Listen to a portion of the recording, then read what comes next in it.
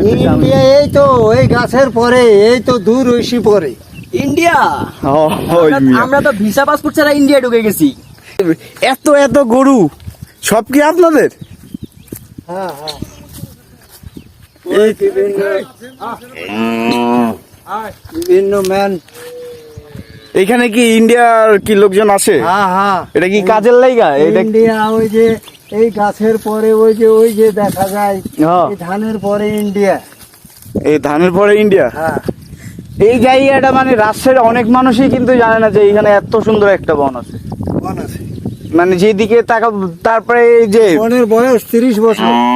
30 বছর। হ্যাঁ মানে আপনারা এখানকার স্থানীয়? হ্যাঁ স্থানীয়। স্থানীয় মানে আমি গতবার যখন আসছিলাম সে সময় মানে ইন্ডিয়ার অনেক লোকজন পাইছিলাম, ওই কাজ করতেছিল। হ্যাঁ। মানে তারপরে জিজ্ঞেস করলাম যে হচ্ছে কি পারমিশনে আসেন আপনারা, তো বলতেছে যে এই প্রতিদিনের জন্য নাকি পাস দেয় কাজ করার জন্য। হ্যাঁ ওর ক্যাম্পে পাস তো এখানে কোনো মানে সহিংসতা বা কোনো এরকম গ্যাঞ্জাম কোনো কিছু হয় না?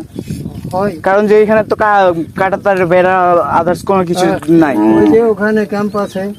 মানে ক্যাম্প আছে ওইটা তো আমি জানি, বাট কাঁটাতারের বেড়া তো নাই। যে কেউ চাইলে তো ইন্ডিয়ার মধ্যে চলে যেতে পারবো, আবার ইন্ডিয়া থেকে যে কেউ তো বাংলাদেশে চলে যেতে পারবো। বাংলাদেশ ওইখানে গরু যায়। এই জায়গা থেকে ইন্ডিয়া কত দূর? হ্যাঁ? ইন্ডিয়া ইন্ডিয়া হইতেছে ইন্ডিয়া এই তো ওই গাছের পরে এই তো দূর ঐশী পরে। ইন্ডিয়া আমরা তো ভিসা পাসপোর্ট ছাড়া ইন্ডিয়া ঢুকে গেছি। ইন্ডিয়া ঢুকি নাই, বাংলাদেশে আছি মিয়া। ইন্ডিয়া ঢুকেনি। বাংলাদেশে আছি। It is Bangladesh. দাদা কি ভিডিও চলতেছে তোমার? হ্যাঁ ও আসলাম আপনাদের